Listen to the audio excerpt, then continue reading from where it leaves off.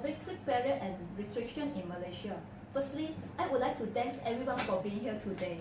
Before we start our forum, let me introduce our dedicated members. From my left is our Cafe, Kochayi, Zhong Xiaohui, Juru Junaira binti Ismail. My first question that I will ask to Cafe. As we know that Malaysia is one of the countries that implemented trade barrier and restriction to protect our domestic industry. The trade barrier can be divided into two categories, which are tariff barrier and non-tariff barrier. Cafe, can you tell us what is meant by a tariff? Okay, a tariff is a tax on a good that imposed by the government of a country when it crosses the national boundaries. A tariff can be levied both upon export and imports. An import tariff is a tax levied on an imported good and collected by the government, while the export tariff, which is a tax imposed on an exported good. Thank you, Cafe. Can you tell us what are the type of tariff and give examples in Malaysia? Okay, there are three basic types of tariff imposed by the government on imported goods. First is the ad valorem tariff. It, much like a sales tax, is expressed as a fixed percentage of the value of the imported product. Okay, Malaysia tariff has typically imposed on an ad valorem tariff. There are 99.3% of tariff rates are ad valorem basis, and the remainder are the specific, mixed or alternate duties. In 2010, Malaysia has levied on an ad valorem with a simple average applied tariff rate on 6.5% on a selected range of the manufactured goods and some unhealthy goods such as the alcohol, cigarettes containing the tobaccos. Okay, next is the specific tariff is expressed in terms of the fixed amount of money per physical with unit of imported product. This duty can be levied on the product like the sugar, rice,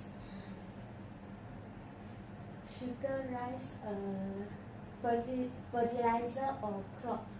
And Malaysia imports the extremely high specific tariff rate on approximately 80 products, mostly are agricultural goods. And lastly is the compound tariff. Compound tariff is the combination of the specific and ad valorem tariff, and the structure of the compound tariff to be covered a specific duty on each unit of the good plus a percentage of ad valorem tariff. And the compound tariff not only impart a greater elasticity to the revenue, but also assure a more effective protection to the home industry. And also imposes a compound rate on RM0.1 per liter and 50% of the value for certain type of imported spirituous beverage. Thank you, Cafe. Starting from free trade, when a tariff is applied to import in a small country such as Malaysia, what do you think the tariff effect in a small nation? In my opinion, if tariff is applied to imports in a small country like Malaysia, the tariff effect will cause the consumer surplus to fall and hence increase the domestic price and domestic quantity. This is because tariff provides government with additional tax revenue, and this benefits the domestic producers. The producers must pay a part of their increased revenue as higher costs are needed in producing the increased output. Therefore, we can say that tariff not only wastes resources but also harms the domestic consumers. Thank you, Charlie. Xiaohui, I would like to ask you some questions. Can you explain and give example of import quota in Malaysia?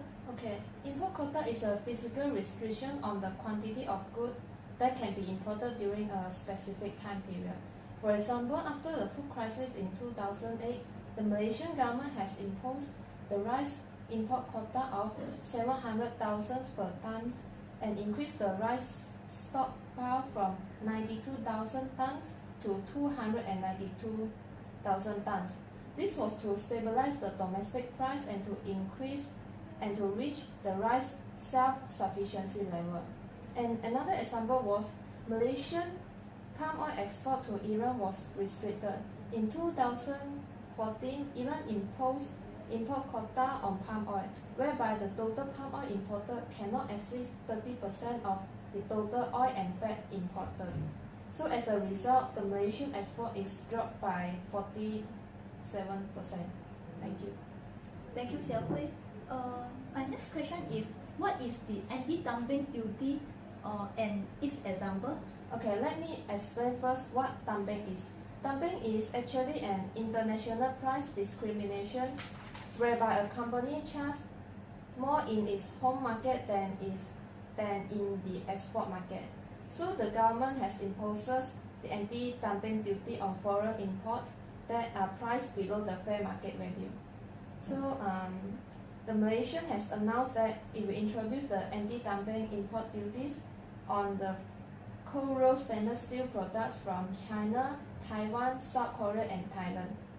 After finding these exporters sold their products at unfairly priced in the Malaysian market. So according to the Ministry of International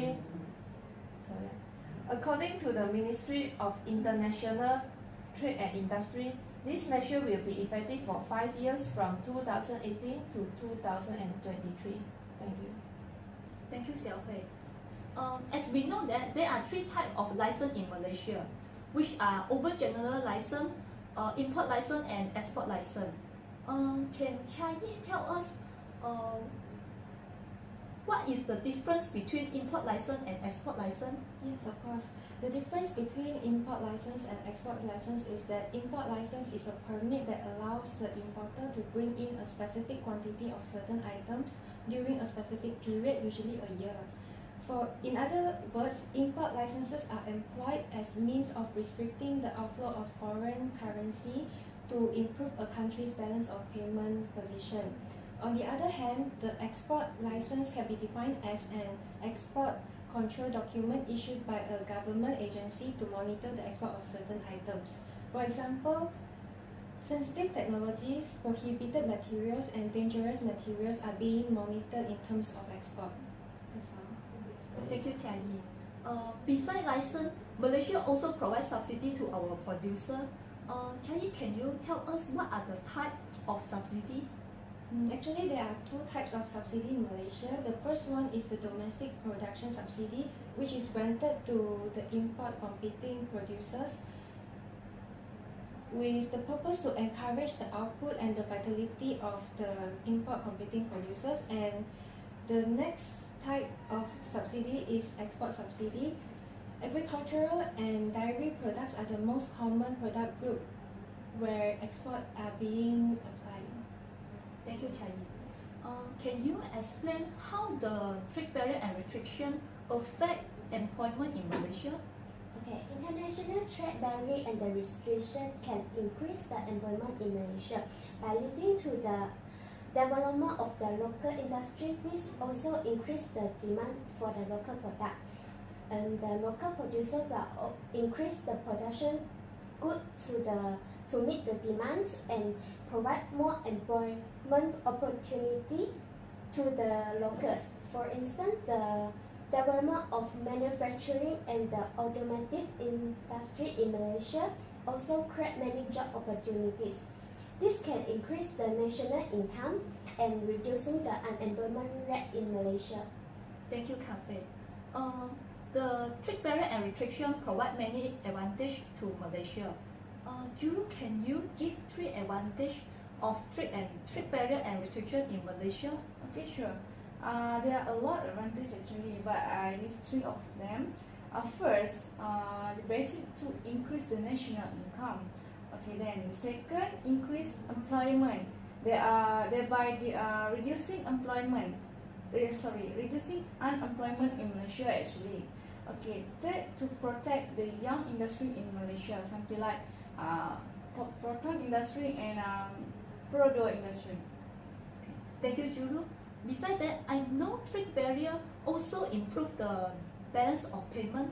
Can Juru tell us how the trade barrier and friction can improve the balance of payment? Okay, in other words, it's to improve the negative balance of payment. Okay, the government should reduce imports through import restriction and increase exports. Okay, the basic word here, to reduce import and increase export through export incentive. Okay, trade restriction in the form of tariff, quota, and foreign exchange control will reduce import goods, while subsidies given to exports will increase to export of the country actually. Okay, the decline of the value of imports can improve the balance of trade balance and balance of payments in Malaysia. Okay, in 2017, Malaysia's balance of payment position is expected to continue to promote the current account surplus to remain high at RM 32.3 billion or 2.5% of gross national income. Okay, the increase was supported by strong exports of goods and equipment, as well as boosted by the deficit in the service account of Malaysia. Thank you very much, Julie. At the same time, we know that there are some disadvantages of trade and barrier in Malaysia, such as create a monopoly. Yes. Who can describe it? Okay. Domestic industry that are protected through the trade sanctions will be more likely to be the monopoly producer in the local market. So the existence of monopoly power in the market will have a negative impact on the economy, such as the price of goods will rising and there is inefficiency in the distribution of national economic resources. Okay, thank you, Xiao Hui. After listening our member explanation, we clearly know that what is the trade barrier and restriction in Malaysia and its advantage and disadvantage. Finally, we come to the end part of our presentation.